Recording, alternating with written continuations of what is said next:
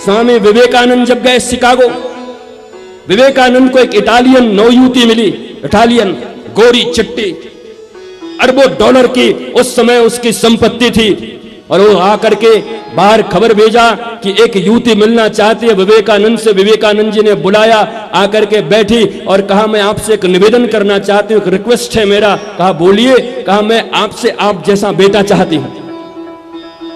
Indirectly कह दिया मैं तुमसे शादी करना चाहती हूं। काम के वशीभूत होकर आई थी, पैसे थे, जवान थी, और स्वामी विवेकानंद भारत के धरोहर हैं। और आई, स्वामी विवेकानंद ने नजर उठाया, देखा, कहा मुझसे मुझ जैसा बेटा चाहती हो? कहा हाँ। कहा देवी मैं प्रयास तो कर सकता हूं, पर शंका है। क्या शंका है? कहा पहली बात की यह शंका है कि विवाह होने के पश्चात बेटा होगा ही, इस बात की गारंटी कोई लेगा?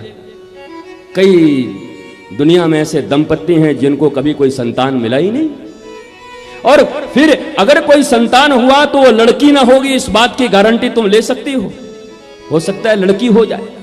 और अगर लड़का हो भी गया तो मेरे जैसा ना हो के रावण जैसा हो गया, तब क्या करोगी? बोला तुम कहना क्या चाहते हो? उस समय विवेकानंद जी ने कहा मैं तुमसे यही कहना चाहता हूं कि बाकी सभी चीजों में तो बड़ी जंजाल है, तुमको हमसे हमारे जैसा बेटा चाहिए, वो देने में तो शायद मैं असमर्थ हूं, लेकिन मैं तुमको अपने जैसा बेटा अभी दे सकता हूं। अभी से तुम मेरी मां बन गई और मैं तुम्हारा पुत्र बन गया, मुझे स्वीकार कर। ये संस्कृति है हमारे देश की। रुक जा।